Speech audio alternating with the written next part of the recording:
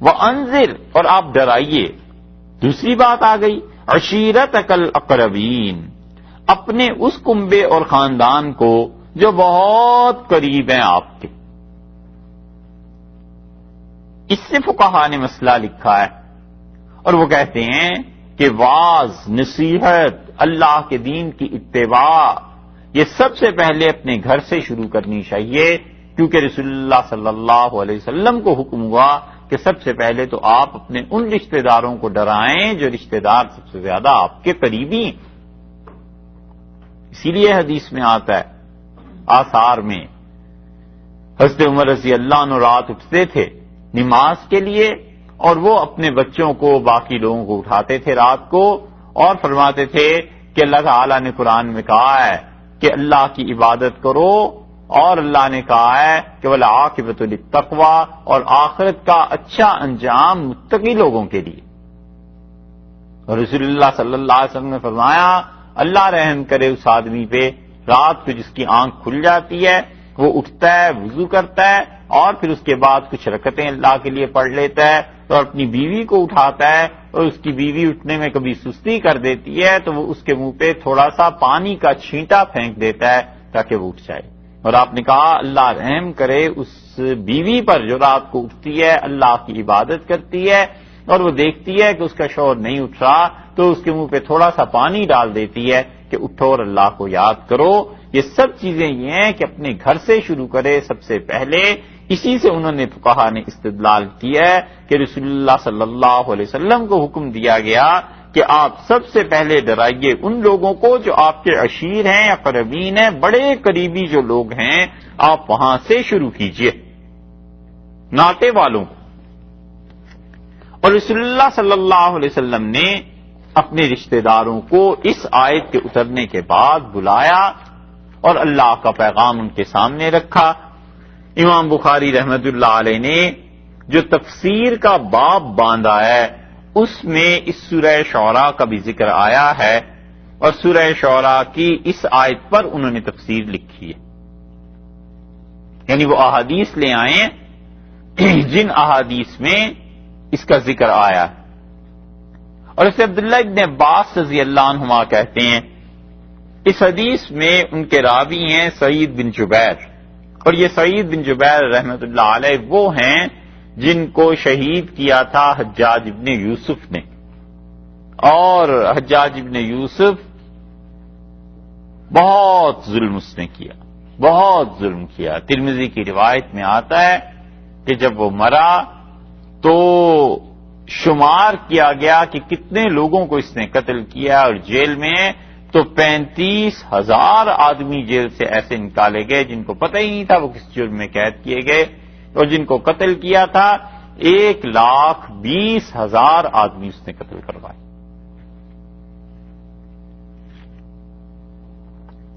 اسی لیے عبداللہ ابن مسعود رضی اللہ عنہ کے شاگرد وہ اس کا فتویٰ دیتے تھے کہ یہ کافر، اور ابن مسعود رضی اللہ عنہ کے شاگرد تھے کوفہ میں، اور یہ سب سے زیادہ انہی کے پیچھے پڑا رہتا تھا کہ کوفہ میں کسی طرح قتل کراؤ.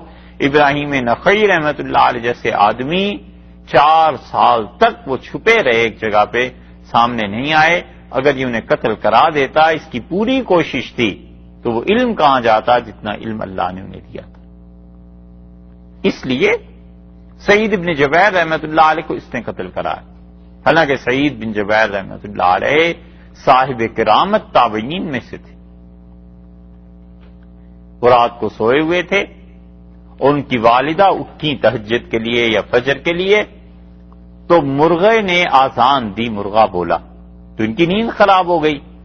تو انہوں نے کہا خدا تیری زبان کاٹے، نیند خراب کر دی. تو وہ بولتے بولتے چپ ہو گیا، پھر وہ مرغا نہیں بولا.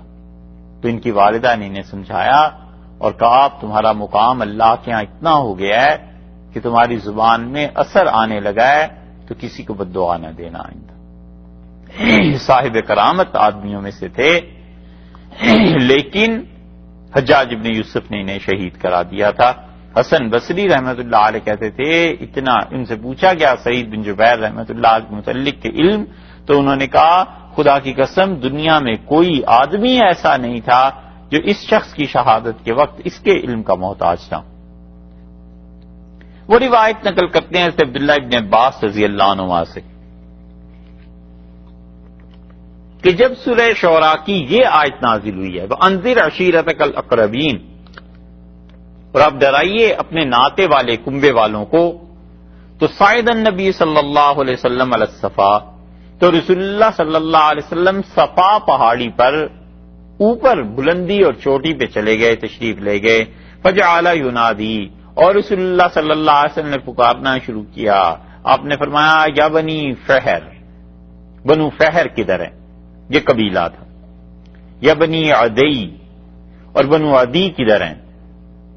لبطون قریش، اور رسول اللہ صلی اللہ علیہ وسلم نے قریش کی جو برانچز تھیں، بڑے قبیلے کی چھوٹی چھوٹی شاخیں، سب کو بلایا، حتی اجتمعوا، یہاں تک کہ آپ کا سارا قبیلہ اور وہ لوگ جمع ہو گئے جن جن کو آپ نے بلایا۔ فجعل الرجل اذا لم يستطع ان يخرج ارسل رسولا، اور اگر کوئی آدمی جس نے آپ کے کنبے اور قبیلے میں سے آواز سن لی تھی اور وہ اپنے کام کی وجہ سے خود نہیں آ سکا، تو اس نے بھی کیا کیا کہ کسی اور آدمی کو بھیج دیا، اپنے نوکر کو یا کسی اور کو، تاکہ وہ جا کر دیکھے کہ ما ہوا، بات کیا ہے، کام کیا ہے، لوگ جمع کیوں ہو رہے ہیں سارے۔ فجاء ابو لہب وقریش، تو قریش جمع ہوئے اور ابو لہب بھی آیا۔ فقال ارأیتکم لو اخبرتکم، رسول اللہ صلی اللہ علیہ وسلم فرمایا تم غور کرو میری بات پہ، اگر میں تم سے یہ کہوں کہ ان خیلم بالوادی، اس وادی میں دشمن کی فوج آ گئی ہے اور وہ یہ چاہتی ہے کہ ان تغیر علیکم، کہ تم پر حملہ کر دیں، اکنتم مصدقیہ، تم میری تصدیق کرو گے، مجھے سچا جانو گے؟ تو قریش نے کہا نام، کیوں نہیں، ما جربنا علیک الا صدقا، ہم نے ساری زندگی میں تجربہ کر لیا سوائے سچائی کے تم نے کبھی کچھ نہیں بولے، تم ہمیشہ سچ کہتے ہو۔ قال رسول اللہ صلی اللہ علیہ وسلم نے فرمایا فإنی نذیر لکم بین یدی عذاب شدید، تو میں نے تمہیں اس لیے بلایا ہے تاکہ میں تمہیں بتاؤں کہ اللہ کا عذاب آ جائے گا، اور میں اس سے تمہیں ڈر سناتا ہوں، فوج کا نہیں، اللہ کے عذاب سے ڈراتا ہوں کہ فوج تو جو میں کہوں تو تصدیق کرو گے، اللہ کے عذاب کی تصدیق کرو، اگر یہی روش قائم رہی تو اللہ کا عذاب آ جائے گا۔ فقال ابو لہب، ابو لہب اٹھا اور اس کا تبا لک سائر الیوم، سارا دن تو تباہ ہو جائے، برباد ہو جائے۔ سارا دن یعنی محاورہ ہے کہ ہر وقت 24 گھنٹے، آج کا پورا دن تجھ پر تباہی نازل ہوتی رہے۔ الہذا جماعتنا، الیاذ باللہ، کیا تو نے اس مقصد کے لیے ہمیں جمع کیا تھا؟ فنزلت، تو یہ آیت نازل ہوئی تبت یدا ابی لہب وتب، کہ ٹوٹ گئے ابو لہب کے دونوں ہاتھ اور وہ خود ہلاک ہو گیا۔ ما اغنی عنہ مالہ وما کسب، اور جو کچھ اس نے مال کمایا تھا اور جو وہ کام کر رہا تھا، یہ ساری چیزیں اس کے کچھ کام نہیں آئیں۔ یہ رسول اللہ صلی اللہ علیہ وسلم نے انہیں جمع کیا اور قریش کو سمجھایا، اور قریش نے اسے ماننے سے انکار کر دیا۔ اس سورہ شعراء کی ان آیات کے نازل ہونے کے بعد اس سے معلوم ہوتا ہے کہ سورہ شعراء جو ہے رسول اللہ صلی اللہ علیہ وسلم سے ابتدائی زمانے میں نازل ہوئی۔ یہ کم سے کم یہ آیات بالکل ابتدائی دور میں نازل ہوئی ہوں گی، کیونکہ سورہ علق کے بعد رسول اللہ صلی اللہ علیہ وسلم پہ وحی نازل نہیں ہوتی تھی۔ 2.5 برس گزر گئے اور اس کے بعد پھر وحی کا سلسلہ شروع ہوا ہے۔ اقرا بسم ربک الذی خلق کے بعد 2.5 سال ہوئے، پھر شروع ہوا تو یا ایھا المدثر سے، اور رسول اللہ صلی اللہ علیہ وسلم سے اللہ تعالیٰ نے فرمایا قم فانذر، آپ اٹھ کھڑے اور ڈرائیں لوگوں کو عذاب سے۔ اور اس سے معلوم ہوا کہ سورہ شعراء نازل ہوئی ہوگی، یا یہ آیات پھر رسول اللہ صلی اللہ علیہ وسلم نے سب کو بلایا اور ڈرایا ہے کہ میں تمہیں دشمن کی فوج سے تو نہیں، اللہ کے عذاب سے ڈراتا ہوں کہ اگر خدا کی توحید کو نہیں مانو گے تمہارے ساتھ یہ چیز ہو جائے گی۔ اور حضرت ابو ہریرہ رضی اللہ عنہ نے کہا، یہ دوسری روایت ہے صحیح بخاری میں ہی، اور انہوں نے کتاب التفسیر میں سورہ شعراء کے ضمن میں یہ احادیث لائے ہیں کہ حضرت ابو ہریرہ رضی اللہ عنہ نے کہا کہ رسول اللہ صلی اللہ علیہ وسلم کھڑے ہوئے حین انزل اللہ، جب اللہ نے یہ سورہ شعراء کی آیت نازل کی کہ وانذر عشیرتک الاقربین، اور آپ اپنے قریبی لوگوں کو، اعزاء کو، ناتے والوں کو ڈرائیے. قال یا معشر قریش، رسول اللہ صلی اللہ علیہ وسلم نے فرمایا قریش والو، او کلمۃ نحوها، یا اس سے ملتی جلتی بات رسول اللہ صلی اللہ علیہ وسلم نے کہی، یعنی کسی اور قبیلے کو پکارا اور آپ نے فرمایا اپنی جانوں کو بچاؤ. لا اغنی عنکم من اللہ شیئا، میں اللہ کے ہاں قریش تمہارا کچھ نہیں کر سکوں گا، ذرہ برابر میں تمہارے کام نہیں آ سکوں گا. اگر تم ایمان لے کے نہ پہنچے اللہ کے ہاں اور توحید نہ ہوئی اور شرک سے توبہ نہ کی، کفر سے، میں خدا کے ہاں کچھ نہیں کر سکوں گا. یا بنی عبد مناف، اور آپ نے فرمایا اے عبد مناف کے بیٹو. عبد مناف جو تھے یہ بھی رسول اللہ صلی اللہ علیہ وسلم کے اجداد میں. مناف کا مطلب نفی کرنے والا، نہ کرنے والا، ان کی اولاد تھی اور وہ بھی رسول اللہ صلی اللہ علیہ وسلم کی تعلق ان سے بنتا تھا.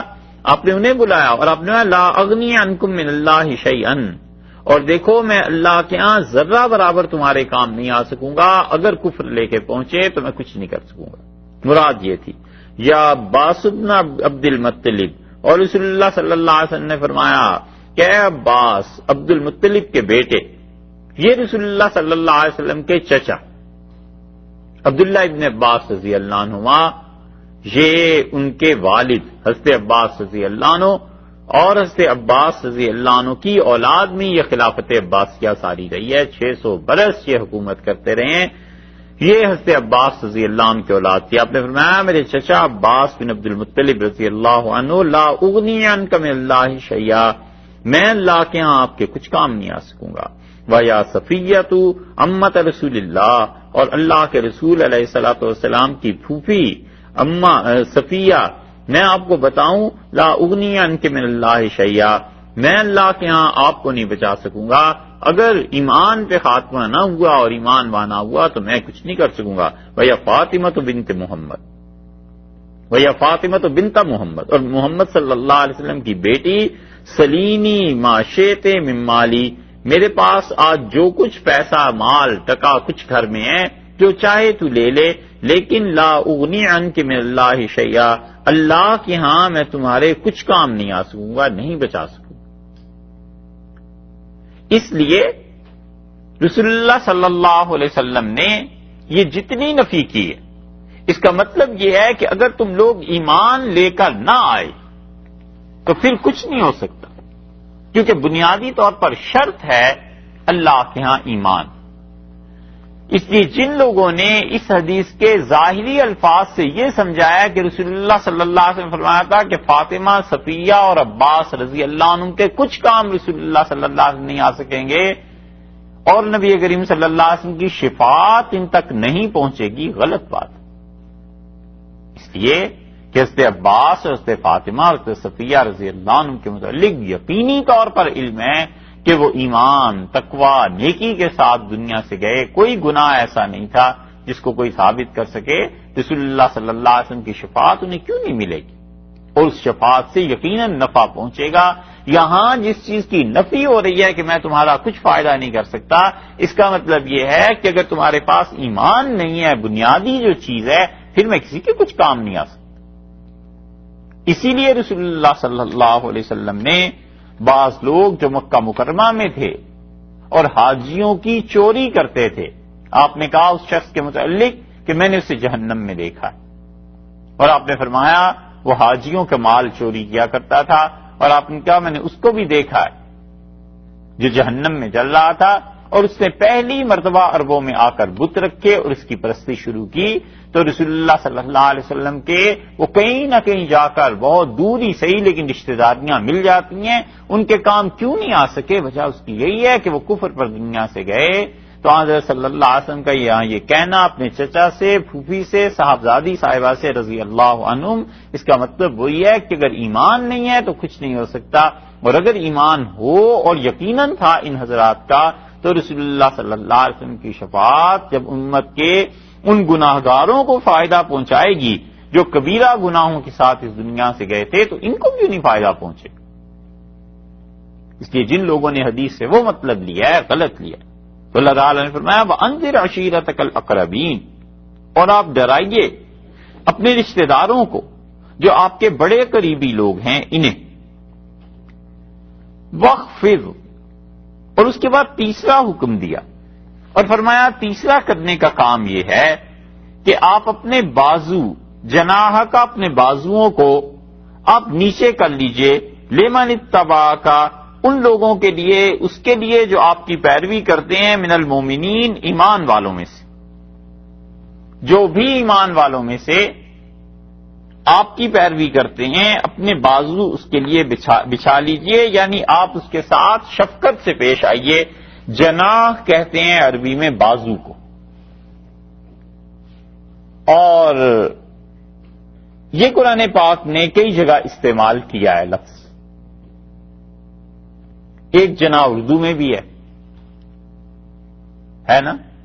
کون سا؟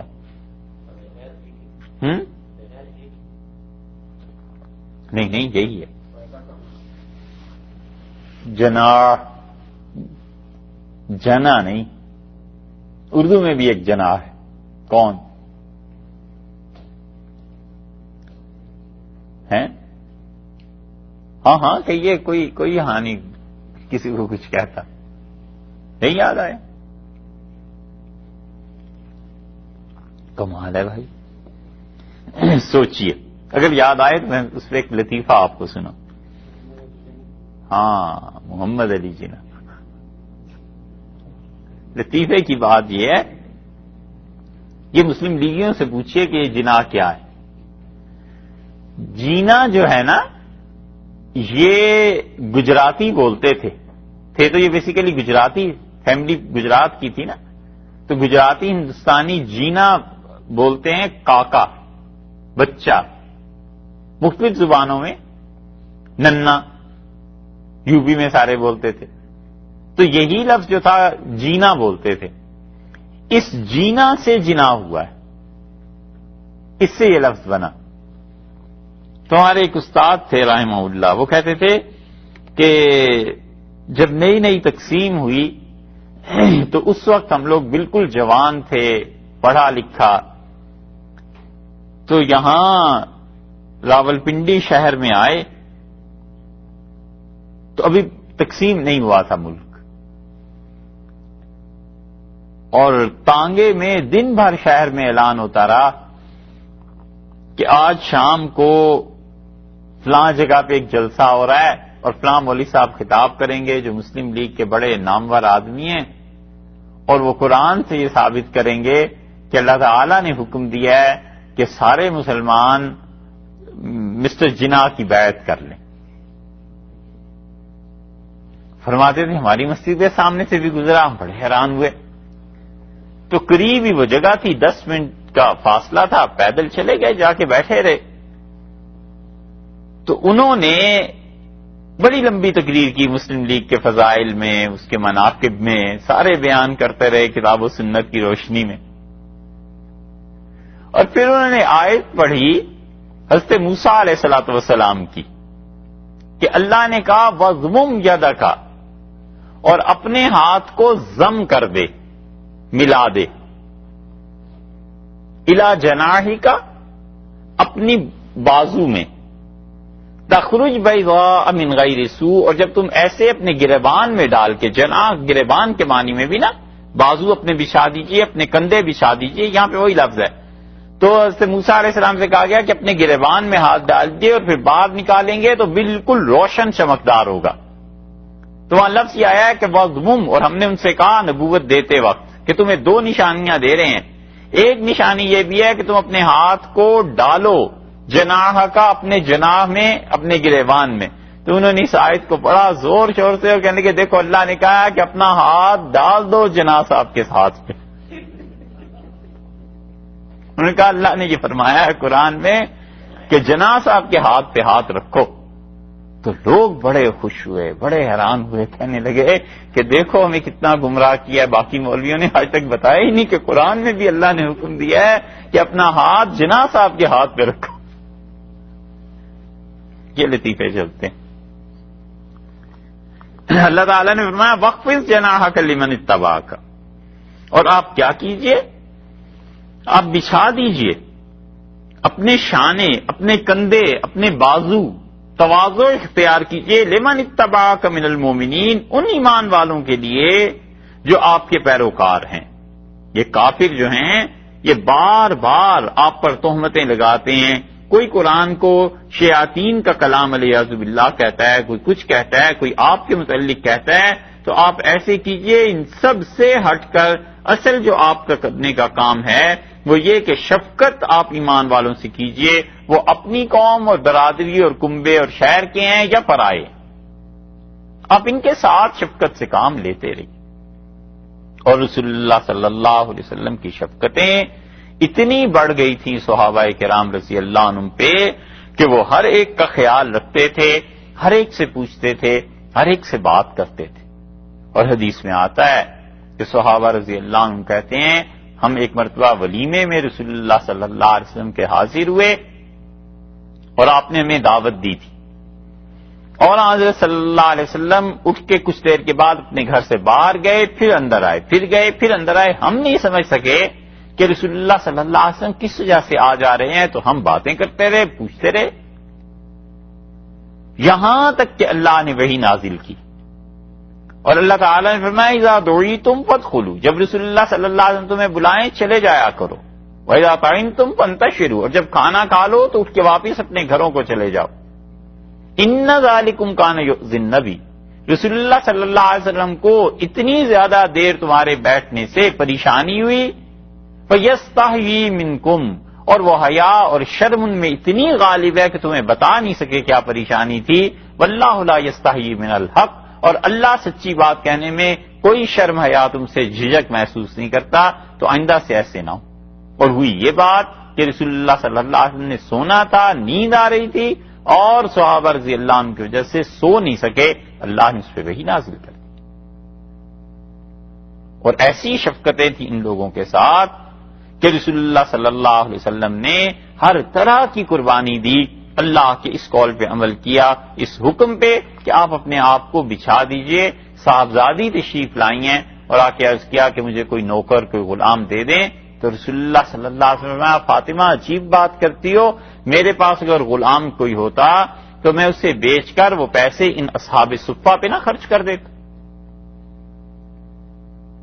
اور رسول اللہ صلی اللہ علیہ وسلم نماز کے بعد اعلان کرتے تھے کہ تم میں سے کسی آدمی کے گھر میں کھانا زیادہ ہو تو آج یہاں سے کچھ لوگوں کو، میرے دوستوں کو لے جائے، تو کوئی 2 آدمیوں کو لے جاتا تھا، کوئی 4 آدمیوں کو، کوئی 6 آدمیوں کو، اور وہ انہیں جا کر کھانا کھلاتے تھے وہاں، اور یہ سب لوگ آ کے مسجد نبوی جو چھوٹی سی تھی اس وقت اس میں رہتے تھے، اور رسول اللہ صلی اللہ علیہ وسلم سے اللہ کا قرآن، اس کی تعلیم حاصل کرتے تھے۔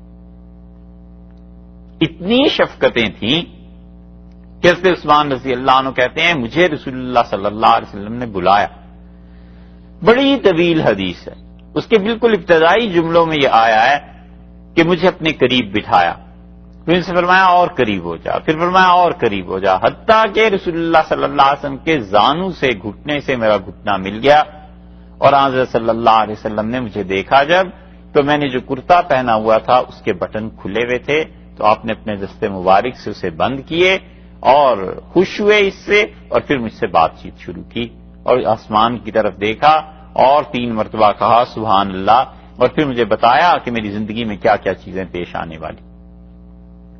سب کے ساتھ یہی حال تھا، بیویوں کے ساتھ ایسے ہی معاملہ تھا، کوئی ایسی چیز نہیں ہے کہ ڈانٹ ڈپٹ غصہ۔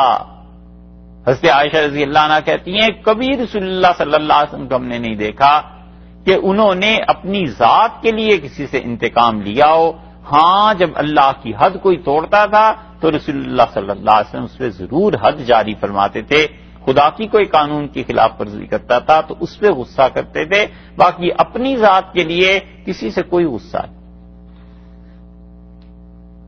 اسی لیے فتح مکہ میں جب آپ بیت اللہ سے باہر آئے ہیں تو اہل مکہ کا یہ خیال تھا کہ اب سختی آئی،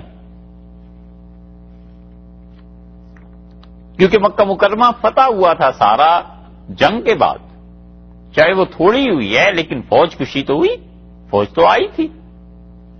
رسول اللہ صلی اللہ علیہ وسلم نے فرمایا یہ شہر کسی کے لیے آج تک جائز نہیں قرار دیا گیا لڑائی کے لیے جب سے اللہ نے اس دنیا کو پیدا کیا، اور آج میں نے اللہ سے درخواست کی تھی اور اللہ تعالی نے بھی صرف چند گھنٹوں کے لیے میرے لیے یہ درست قرار دیا کہ یہاں پر تم چلے جاؤ فوج کے ساتھ، اور فرمایا اس شہر کی حرمت کو وہی توڑے گا، فوج لے کے آئے گا جو ظالم ہوگا۔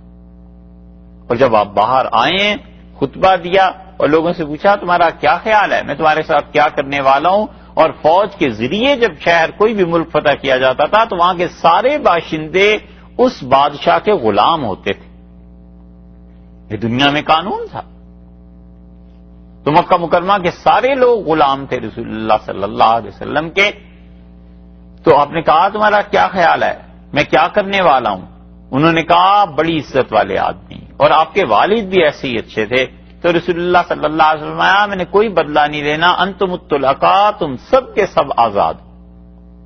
اس لیے جو لوگ فتح مکہ کے موقع پہ مسلمان ہوئے صحابہ رضی اللہ عنہم میں ان کیٹیگریز جب بناتے ہیں یہ محدثین اور فقہا یا امت والے تو انہیں کہتے ہیں یہ طلقاء ہیں۔ طلقاء کا مطلب جو فتح مکہ کے موقع پہ آزاد کیے، مہاجرین ہیں، بدری ہیں، انصاری ہیں، اسی طرح طلقاء کہ یہ وہ ہیں جو فتح مکہ کے موقع پہ رسول اللہ صلی اللہ علیہ وسلم کی طرف سے آزاد کیے گئے۔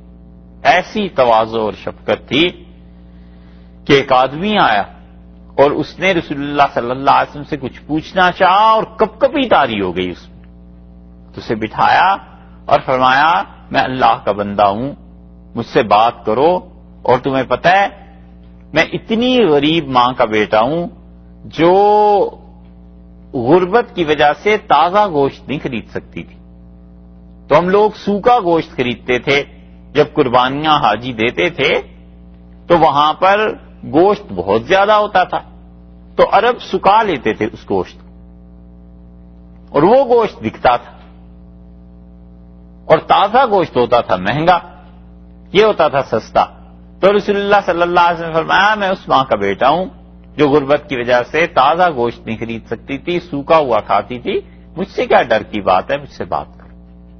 یہ سب چیزیں رہیں، اور ایک ایک کی حالت کی خبر رسول اللہ صلی اللہ علیہ وسلم کا رکھنا یہ بھی رہا ہے۔ پوچھتے رہتے تھے فلاں نہیں نظر آ رہا، فلاں کہاں چلا گیا، بتایا جاتا تھا، اور رسول اللہ صلی اللہ علیہ وسلم کبھی خود تشریف لے جاتے تھے عیادت کے لیے، پوچھنے کے لیے، دعوت کے لیے، اور بہت سی چیزیں ایسی۔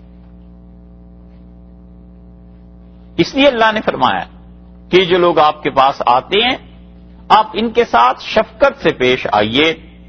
سوچنے کی بات بڑی اچھی مفسرین نے لکھی ہے، وہ کہتے ہیں رسول اللہ صلی اللہ علیہ وسلم کہاں اور صحابہ رضی اللہ عنہم کہاں، ظاہر ہے کہ ایک طرف نبوت ہے اور دوسری طرف صحابیت، چاہے وہ کتنا ہی بڑا مقام کیوں نہ ہو، نبوت اور ختم نبوت بہرحال بہت بڑی چیز۔ تو جب یہاں حکم ہو رہا ہے کہ آپ ان کے ساتھ شفقت سے پیش آئیے تو سوچنا یہ چاہیے کہ ان کے لیے کیا حکم ہوتا ہوگا کہ یہ اپنے نبی صلی اللہ علیہ وسلم کا کتنا ادب اور احترام کریں، کیونکہ وہ تو بہرحال چھوٹے تھے اور ان کا تو حق بھی بنتا تھا، واجب اور ضروری اور فرض تھا کہ رسول اللہ صلی اللہ علیہ وسلم کا اکرام اور احترام کرتے، لیکن اس آیت کی روشنی میں دیکھا جائے تو یہ احترام کرنا، ادب کرنا بہت زیادہ گویا کہ تلقین کی گئی کہ رسول اللہ صلی اللہ علیہ وسلم کا ادب اور احترام اس میں کسی قسم کی کوئی کمی واقع نہ۔ حضرت عمر رضی اللہ عنہ کو اتنا اس کا خیال رہتا تھا کہ ایک مرتبہ حضرت حفصہ رضی اللہ عنہا نے عرض کیا حضرت عمر رضی اللہ عنہ سے کہ رسول اللہ صلی اللہ علیہ وسلم کے معاملے میں میرا رویہ ایسے ہو جاتا ہے، ایسے ہو جاتا ہے۔ حضرت عمر رضی اللہ عنہ نے کہا اگر تجھے رسول اللہ صلی اللہ علیہ وسلم نے طلاق دے دی نا تو پھر تم میرے گھر میں آئیں تو میں تمہیں قتل کر دوں، کیونکہ رسول اللہ صلی اللہ علیہ وسلم جیسے متحمل مزاج آدمی کا کسی کو طلاق دے دینا بہت بڑی بات ہو سکتی ہے۔ اور رسول اللہ صلی اللہ علیہ وسلم نے اتنی زیادہ شفقتیں رکھی ہیں اس معاملے میں بھی کہ کسی بیوی نے یہ کہا کہ مجھے طلاق دے دیں تو رسول اللہ صلی اللہ علیہ وسلم نے کوئی اصرار نہیں کیا کہ تم ضروری ٹھہرو۔ یہ چیزیں تو آتی ہیں ساری سورہ احزاب میں 22ویں پارے میں، جہاں سیرت کا بہت بڑا حصہ ہے، اور وہاں کئی آیات اللہ نے نازل کی ہیں رسول اللہ صلی اللہ علیہ وسلم کے گھریلو معاملات پہ، وہاں آتی ہیں۔ لیکن جس خاتون نے کہا کہ مجھے طلاق چاہیے، آپ نے فرمایا ٹھیک ہے۔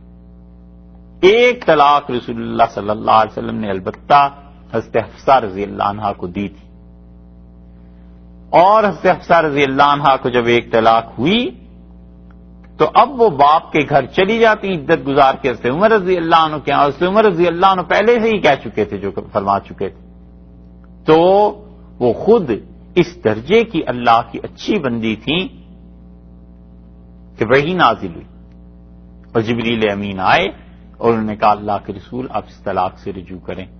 اللہ تعالیٰ نے کہا ہے انہا صوامتن قوامتن، کہ آپ کی بیوی بہت روزے رکھتی ہے، کہ آپ کی بیوی رات دیر تک کئی راتیں میرے سامنے کھڑی رہتی ہے، بہت نماز پڑھتی ہے، آپ رجوع کر دیجئے۔ تو رسول اللہ صلی اللہ علیہ وسلم نے اس طلاق سے رجوع فرمائے۔ تو پتہ چلا امت کو بھی کہ طلاق کیسے دیتے ہیں، رجوع کیسے کرتے ہیں، یہ سب چیزیں اس دائرے میں آتی ہیں۔ اگر یہ نہ ہوئی ہوتی وہاں پر تو امت کے لیے دشواری پیش آ جاتی۔ اللہ تعالیٰ نے کہا آپ ان کے ساتھ شفقت سے پیش آئیے، فَإِنْ عَصَوْكَ، اور کوئی آپ کی نافرمانی کرے۔ یہ چوتھا حکم ہو گیا، ان مشرکین میں سے کوئی آپ کی بات نہیں مانتا، نافرمانی کرتا ہے، فَقُلْ، آپ فرما دیجئے کہ انی بریء، میں بیزار ہوں، مما تعملون، اس عمل سے جو تم کرتے ہو، میں تمہارے کام سے الگ ہوں۔ یعنی اللہ کے حکم کے خلاف کوئی آدمی بھی ہو، چاہے آپ کا اپنا ہے چاہے پرایا ہے، لیکن اللہ کے حکم کے خلاف اگر کوئی کر رہا ہے تو آپ اسے کہہ دیجئے کہ میں تم سے بری ہوں، یعنی یہ جو تم عمل کر رہے ہو اس عمل سے بیزار ہوں۔ اور یہ دلیل ہے اس کی کہ انسان کو کہیں حق بنتا ہو، آتا ہو حق کہیں، تو بتا دے کہ یہ عمل مناسب نہیں۔ حق آنے کا مطلب یہ ہے کہ گناہ اور غلطیاں دو طرح کی ہوتی ہیں۔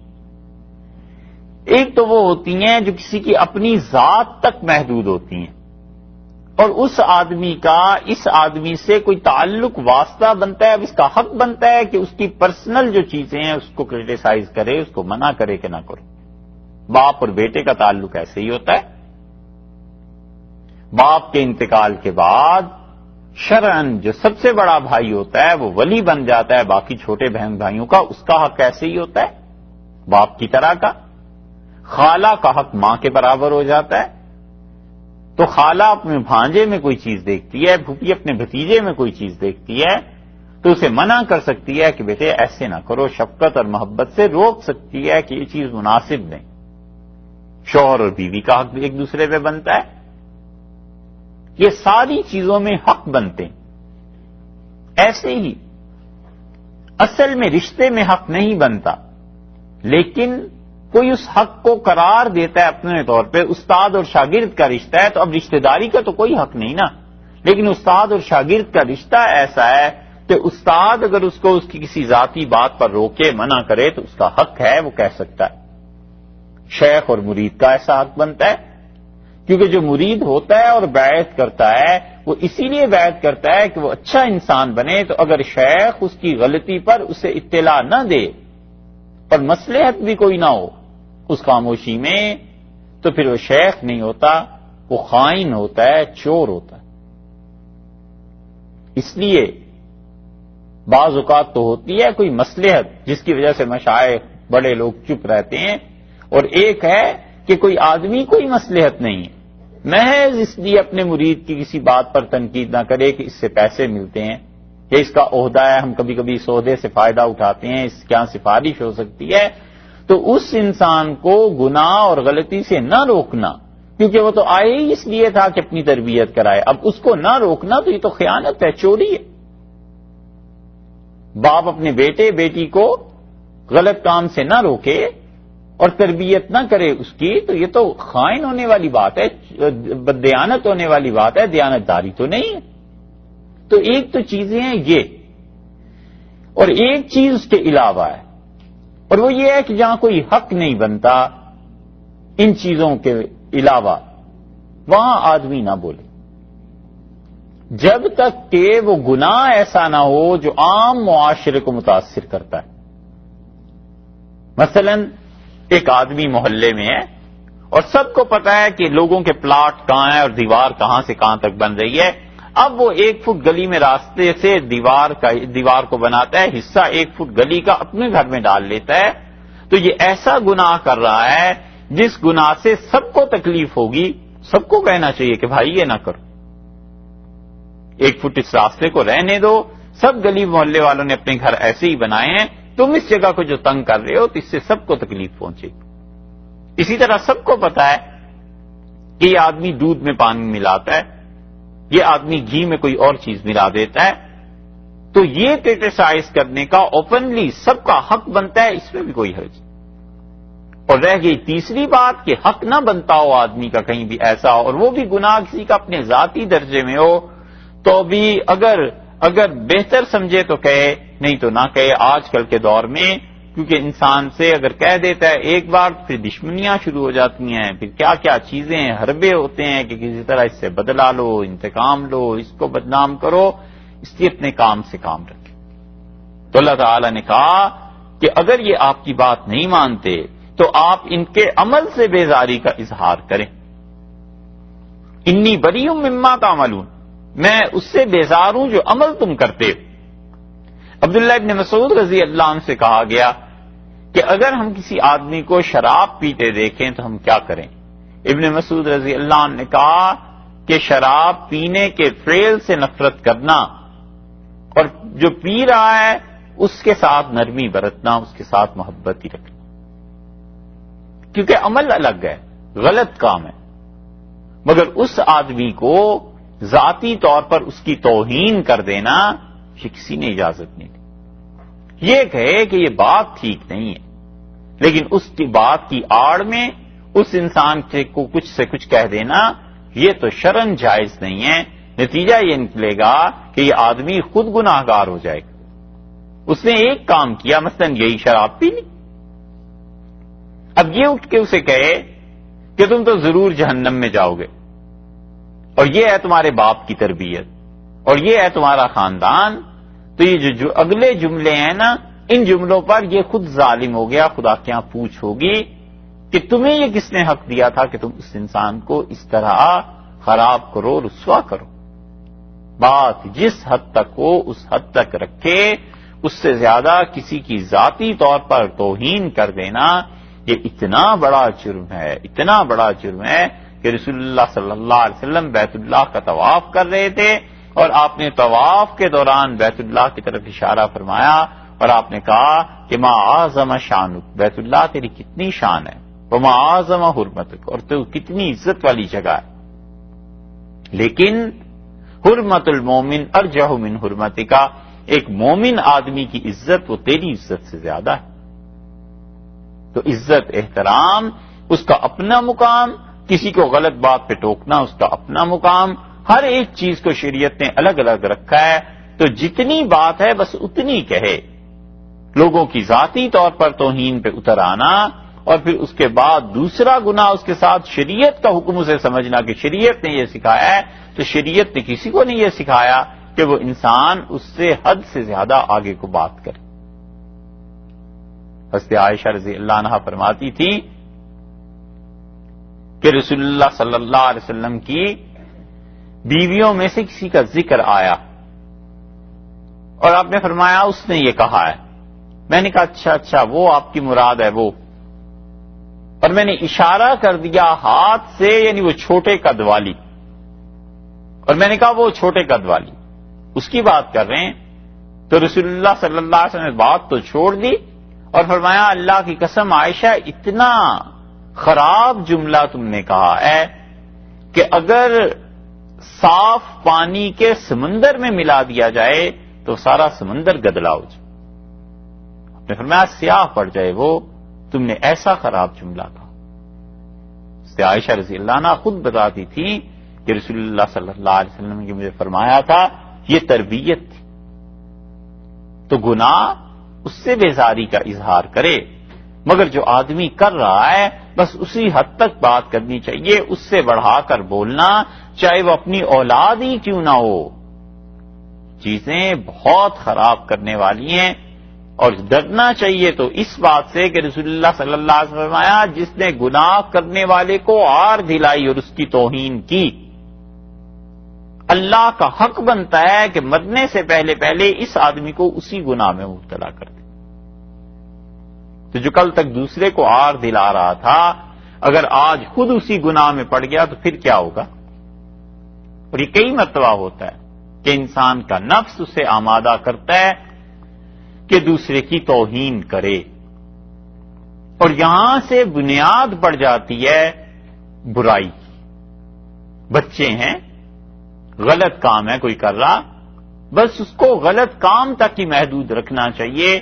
یہ جو ذاتی طور پہ بچوں کی توہین شروع کر دیتے ہیں نا، ماں باپ ماموں چچا، نتیجہ اس کا یہ نکلتا ہے کہ اس بچے کی تربیت میں خلل واقع ہو جاتا ہے.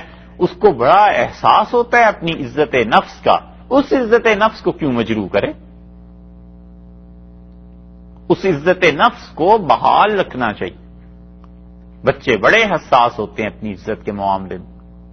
آپ نے دیکھا ہو چھوٹے بچوں کو تو جو کلاس میں اس کے ہم جولی، اس کے گرد و پیش میں دوست ہوتے ہیں، کیا مجال ہے کہ بچہ اس سے کم رہنا چاہے؟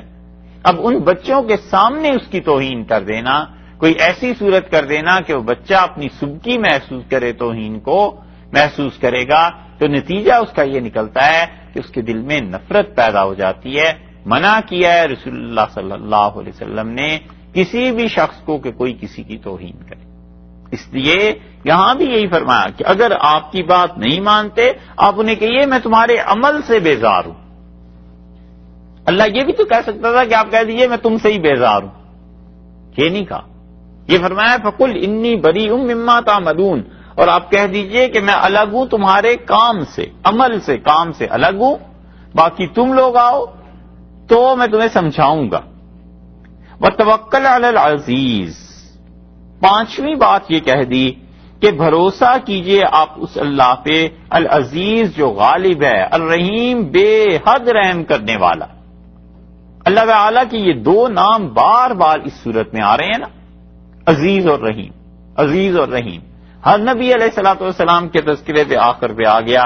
یہاں رسول اللہ صلی اللہ علیہ وسلم رہ گئے تھے، ان کو بھی کہہ دیا کہ اللہ پہ بھروسہ کیجئے جو بڑا غالب، ایسا غلبہ اور قدرت حاصل ہے اسے کہ وہ ایک لمحے میں ترقی دے کے کہاں سے کہاں پہنچا دیتا ہے.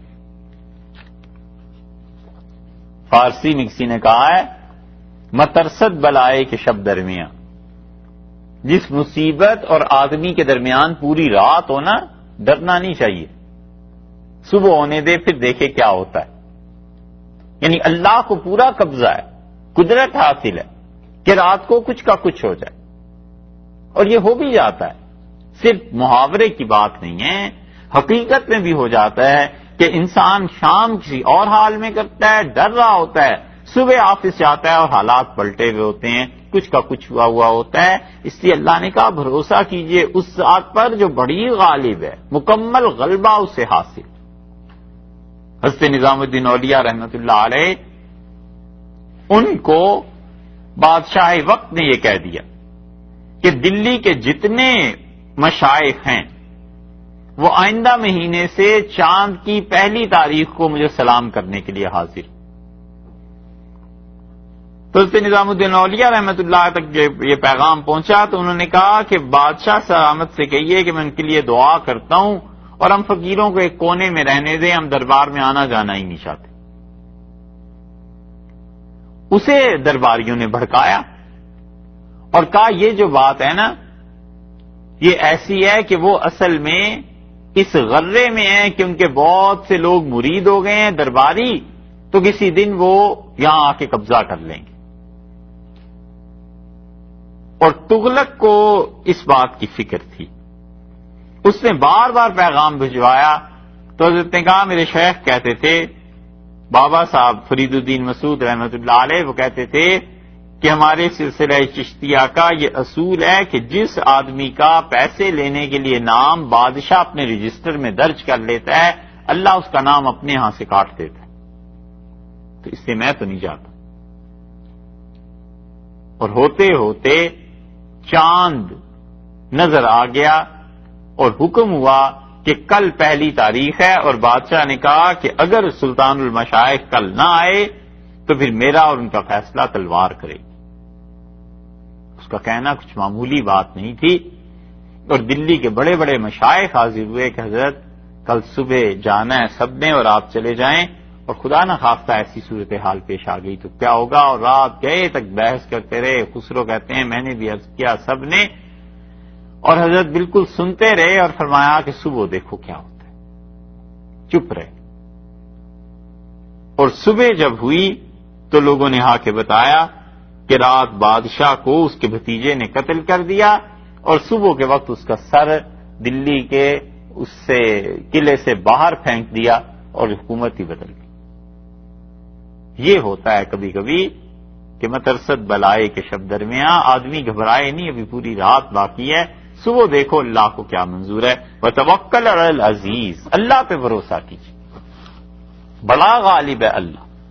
بہت سے زندگی کے کام ایسے ہیں جنہیں آدمی کو چاہیے انتظار کے خانے میں ڈال دے، اللہ پہ بھروسہ کر لے، کام کرتا رہے، کام نہ چھوڑے، مگر ان کے ریزلٹس کے لیے انہیں انتظار کے خانے میں ڈال دے. بس کہ وقت آئے گا جب یہ کام بھی ہو جائے گا. اور صبر کرے، منصوبہ بندی کرے. وہ چاہتا ہے سارے کام آج ہو جائیں، آج نہیں ہوتے. انتظار کے خانے میں پڑی رہے گی چیز، اور اللہ کی اپنی مشینری اور فطرت حرکت میں آتی ہے، اور ایک دن وہی ریزلٹ سامنے آ جاتے ہیں جو بندہ چاہتا ہے. اللہ پہ بھروسہ اس چیز کا نام ہے کہ اسباب اختیار کرنے کے بعد اللہ پر چھوڑ دے کہ بس اللہ جب چاہے گا تو نتیجہ نکل آئے گا جو میں چاہتا ہوں.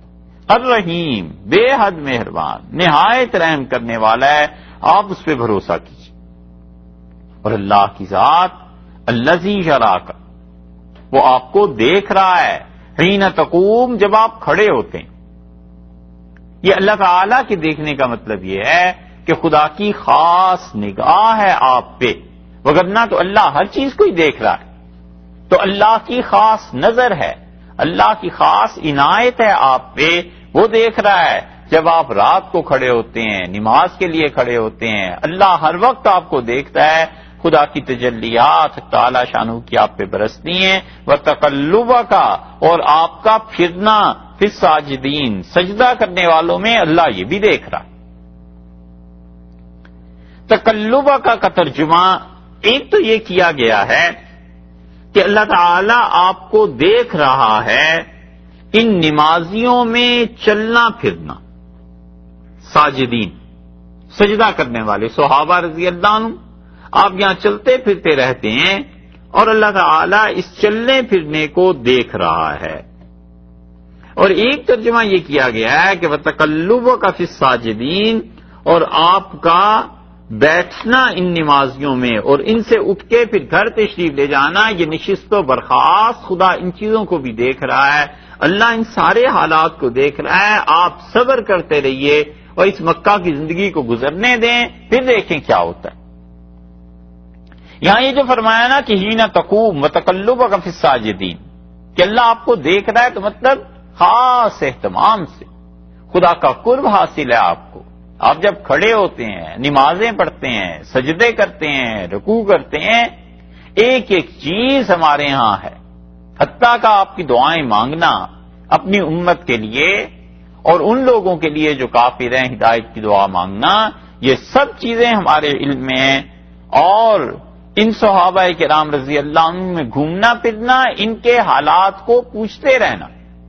اور رسول اللہ صلی اللہ علیہ وسلم پوچھتے رہتے تھے حالات لوگوں کے، فلاں کیا کر رہا ہے، اس کا کیا معاملہ ہے، کون کہاں جا رہا ہے، سفر کہاں کا کر رہا ہے، یہ سب چیزیں فلاں کا کھانے پینے کا کیا حال ہے۔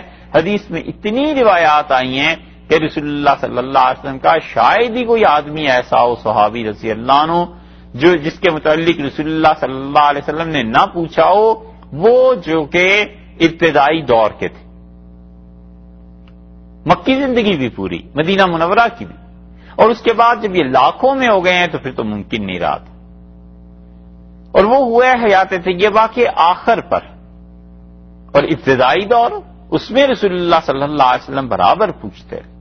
اللہ نے کہا ہم ان چیزوں کو دیکھ رہے ہیں، آپ کے اٹھنے بیٹھنے کو اور ان چیزوں کے آپ کے گھومنے پھرنے کو۔ حضرت سعد رضی اللہ عنہ کے یہاں رسول اللہ صلی اللہ علیہ وسلم گئے اور ماموں تھے رشتے میں، آپ نے فرمایا یہ میرے ماموں ہیں سعد، اور ان جیسا کسی کا ماموں ہو تو مجھے دکھائے۔ فخر تھا، محبت تھی، اور صحابہ رضی اللہ عنہ کا بھی یہی حال تھا، انہیں بھی ایسے ہی تعلق تھا۔ سعد بن عبادہ رضی اللہ عنہ نے بلایا اور رسول اللہ صلی اللہ علیہ وسلم کو کہا کہ میں نے آپ کی دعوت کی ہے، اور نبی کریم صلی اللہ علیہ وسلم فرمایا ہم آئیں گے۔ تو وہ ایک تھال بھرا ہوا لائے، اور سعد رضی اللہ عنہ، سعد ابن عبادہ یہ اتنے سخی آدمی تھے، ان کا بیٹے بھی اتنے سخی تھے کہ لوگوں نے کہا یہ سعد ابن عبادہ تو اپنی دولت لٹا رہا ہے، رسول اللہ صلی اللہ علیہ وسلم اس نے کچھ نہ کہو، یہ خاندان اسی پہ پیدا کیا گیا۔ ان لوگوں کا حال یہی ہے۔ شام کو آواز لگتی تھی ان کے محلے میں کہ کسی نے کھانا کھانا ہو تو سعد کے ہاں آ جائے، اور سعد رضی اللہ عنہ کے ہاں وہ دعوت تھی، اور انہوں نے کیا کیا، لے کے آئے ایک تھال پورا بھرا ہوا، اور اس میں نلی تھی۔ نلی سمجھتے؟ ارے نہیں، پایا کہاں، گودا، اونٹ کا۔ اور انہوں نے کہا اللہ کے رسول میں یہ آپ کے لیے لے کے آیا ہوں۔ تو رسول اللہ صلی اللہ علیہ وسلم کی حویلی میں آپ نے کہا اتنا کس لیے؟ انہوں نے کہا میرا جی چاہا کہ آپ کو تو چھکا دوں آج، یعنی اتنا کھائیں کہ مزید کچھ کھانے کی گنجائش باقی نہ رہے۔ اور معلوم ہوا 90 اونٹ ذبح کیے۔ رسول اللہ صلی اللہ علیہ وسلم کی عزت میں، ان کے احترام میں ایسا تعلق ان لوگوں کو بھی تھا، ایک طرف ہی سے نہیں تھے، دوسری طرف سے بھی جو لوگ دیوانے ہو گئے تھے ایسے مرتے تھے، ایسا ادب، عزت اور احترام تھا۔ اسی لیے رسول اللہ صلی اللہ علیہ وسلم نے فرمایا کہ آج تو تم لوگ ہو جن میں بیٹھتا اور اٹھتا ہوں، اور میری امت پہ ایسا وقت بھی آئے گا کہ کوئی آدمی تمنا کرے گا کہ کاش ساری دنیا اس کے بیوی بچے اس سے لے لیے جاتے اور وہ مجھے ایک نظر دیکھ لیتا، ایک دفعہ وہ میری زیارت کر لیتا، ایسا وقت بھی آ جائے گا۔ تو یہ تعلق اور محبت ایسے ہی ہے۔ اللہ نے کہا ہم آپ کی ساری حالتیں دیکھ رہے ہیں، انہ هو السمیع، بلا شبہ اللہ سننے والا ہے آپ کی دعاؤں کو۔ اب جس کے لیے دعا مانگتے ہیں، جس کے لیے کہتے ہیں ہم سے، ہم سب کے لیے سننے والے ہیں۔ اور رسول اللہ صلی اللہ علیہ وسلم کی دعائیں ان لوگوں کے لیے بہت قبول ہوئیں، بہت زیادہ۔ رسول اللہ صلی اللہ علیہ وسلم نے جس کو بھی دعا اور بد دعا دی ہے، اس کے اثرات اس نے اپنی زندگی میں محسوس کیے ہیں۔ حدیث میں آتا ہے کہ رسول اللہ صلی اللہ علیہ وسلم نے دعا دی حضرت عمر رضی اللہ عنہ کو، اور آپ نے کہا اللہ اس شخص کو دین پہ جما دے، وہ ایسے جمے ہیں کہ اب اس کے لیے کوئی دلیل کیا قائم کرے۔ حضرت علی رضی اللہ عنہ کو دعا دی، اور رسول اللہ صلی اللہ علیہ وسلم فرمایا اللہ اس کو علم سے بھر دے۔ سیدنا علی رضی اللہ عنہ کا علم کون نہیں جانتا کہ اللہ نے کتنا علم انہیں دیا تھا۔ انس ابن مالک رضی اللہ عنہ کی والدہ انہیں لے کے آئیں اور کہا یہ میرا بیٹا ہے اور یہ آپ کی خدمت کرے گا۔ تو رسول اللہ صلی اللہ علیہ وسلم فرمایا اچھا۔ انہوں نے کہا یہ بچہ ہے میرا، آپ کی خدمت میں پڑا رہے گا۔ انس رضی اللہ عنہ کہتے ہیں میری عمر اس وقت 9 برس کی یا 10 برس کی تھی، اور رسول اللہ صلی اللہ علیہ وسلم کا انتقال ہوا اور میں 9 سال 10 سال ان کی خدمت میں رہا ہوں، اور خدا کی قسم 10 سالوں میں ایک دن ایک معاملہ ایسا نہیں ہوا کہ کبھی مجھے ڈانٹ پڑی ہو، کبھی مجھے کہہ دیا ہو۔ اور میں جب باہر جاتا تھا کبھی کبھی کوئی کام کہتے تھے تو گلی میں بچے ہوتے تھے، میں ان کے ساتھ کھیلنے لگ جاتا تھا، اور دیر ہو جاتی تھی تو رسول اللہ صلی اللہ علیہ وسلم بس آ کر زیادہ سے زیادہ اتنا کرتے تھے کہ میرا کندھا پکڑ لیتے تھے اور فرماتے تھے میرا کام کر کے آؤ۔ پھر میں جاتا تھا اور آ کے کام کر دیتا تھا اور بتاتا تھا کہ میں نے کام کر دیا۔ اور انس رضی اللہ عنہ کی والدہ لے آئیں اور کہنے لگی یہ میرا بیٹا ہے، آپ کا خادم انس، اس کے لیے دعا کر دیں۔ تو رسول اللہ صلی اللہ علیہ وسلم انس کیا دعا کریں تیرے لیے؟ تو انس رضی اللہ عنہ تو بچے تھے، اب کیا بتاتے؟ نبی کریم صلی اللہ علیہ وسلم نے فرمایا اللہ اس کے مال میں اور اس کی اولاد میں اور اس کی عمر میں برکت دے دے۔ انس رضی اللہ عنہ نے یہ حدیث سنائی اور انہوں نے کہا کہ میری عمر تو تم دیکھ ہی رہے ہو، اب 90 سال کا ہو گیا، اور مال میرے کا یہ حال ہے کہ مدینہ منورہ میں لوگوں کے تمام باغات سال میں 1 مرتبہ ہی کھجوریں لگتی ہیں ان پہ، اور میرے باغات میں سال میں 2 مرتبہ کھجوریں لگتی ہیں، سردی میں بھی اور گرمی میں بھی۔ اور انہوں نے کہا جہاں تک بچوں کا تعلق ہے، میرے اولاد کے متعلق فرمایا تھا تو اپنی بیٹی سے کہنے لگے کہ کتنے ہو تم جنہیں میں دفن کر چکا ہوں، اور پھر فرمایا پوتیاں پوتے نواسے نواسیاں ان سب کو اگر تم ملاؤ تو 130 کے قریب تو میں خود دفن کر چکا ہوں۔ ان کا اتنے ہم لوگ پھیل گئے۔ یہ رسول اللہ صلی اللہ علیہ وسلم کی دعا کا اثر تھا جو ان کے ساتھ تھی۔ حضرت ابو ذر غفاری رضی اللہ عنہ کو دعا دی رسول اللہ صلی اللہ علیہ وسلم نے، اور ان کے متعلق فرمایا کہ ابو ذر اکیلا چلتا ہے، اکیلا ہی انتقال ہوگا اور اکیلا ہی قیامت میں اٹھایا جائے گا۔ اور ایسے ابو ذر رضی اللہ عنہ کا جب انتقال ہوا تو رسول اللہ صلی اللہ علیہ وسلم اکیلا چلتا ہے، اکیلا وفات ہوگی اس کی اور اکیلا ہی اٹھایا جائے گا، اور آپ نے فرمایا اس وقت دنیا کے بہترین مسلمان تمہارا جنازہ پڑھیں گے۔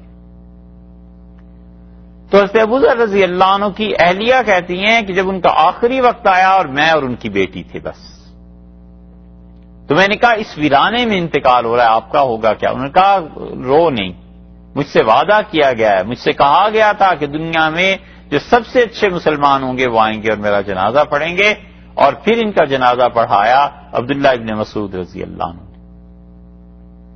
سب کے ساتھ دعاؤں کا تعلق رسول اللہ صلی اللہ علیہ وسلم کا ایسا ہی تھا۔ اللہ نے کہا جو آپ دعائیں ان کے لیے مانگتے ہیں اللہ اس کو سننے والا ہے، العلیم، اور اللہ ان حالات کو جانتا ہے، اسے علم ہے جو آج زندگی میں دشواریاں پیش آ رہی ہیں کل اس کے ریزلٹس کیا آئیں گے۔ حقیقت یہ ہے کہ اللہ تعالیٰ نے 2 جذبے انسانوں میں ایسے رکھے ہیں کہ خود کوئی تیسرا جذبہ اس کے قریب بھی نہیں پھٹکتا، ایک ہمت اور ایک محبت۔ اور جو لوگ ہمت سے کام کرتے رہتے ہیں بس وہ کامیاب ہو ہی جاتے ہیں۔ اسی لیے حدیث میں آیا کہ ان اللہ یحب معالی الامور، اللہ ان لوگوں کو پسند کرتا ہے، محبت فرماتا ہے جو ہمت والے لوگ ہوتے ہیں، بڑے کام کر لیتے ہیں، سوچتے ہیں، محنت کرتے ہیں، ہمت نہیں ہارتے۔ وہ کہتے ہیں کوئی حرج نہیں، زندگی کا آخری مرحلہ بھی اگر آ گیا تو ہمارے بعد جو لوگ آئیں گے وہ یہیں سے اپنا سفر آگے کو شروع کر دیں گے۔ تو ہمت ہوتی ہے نا، صبر کر کے مشکل دن گزار لیتے ہیں، اور ہمت چونکہ قائم رہتی ہے اس لیے ان کی کاموں میں برکت بھی ہو جاتی۔ اتنی ہمت دلائی ہے رسول اللہ صلی اللہ علیہ وسلم نے کہ انہوں نے کہا اگر تم میں سے کوئی آدمی مر رہا ہو اور اس کے ہاتھ میں کھجور کا پودا ہو تو اسے چاہیے وہ لگا کر ہی مرے۔ مسند احمد میں یہ روایت آئی ہے۔ حالانکہ جب آدمی مر رہا ہوتا ہے تو سوچے کوئی آدمی کہ اس وقت اتنی ہوش ہی کہاں ہوگی کہ وہ کھجور کا پودا لگائے، لیکن مبالغے میں ارشاد فرمایا یعنی تم میں اتنی ہمت ہونی چاہیے، ہمت کرو، کام کرتے رہو۔ اور محبت بھی ایسی کہ جو آدمی جتنی محبت میں لوگوں کے ساتھ رہتا ہے وہ انسان لوگوں کو بھی کھینچ لیتا ہے، خود بھی اچھا بن جاتا ہے۔ یہ چیزیں ایسی ہیں۔ اللہ نے کہا ہم سب جانتے ہیں ان حالات کو جو آج مکہ میں آپ کے ساتھ پیش آ رہے ہیں، اور اللہ ان حالات کو بدلنے پر پوری قدرت رکھتا ہے۔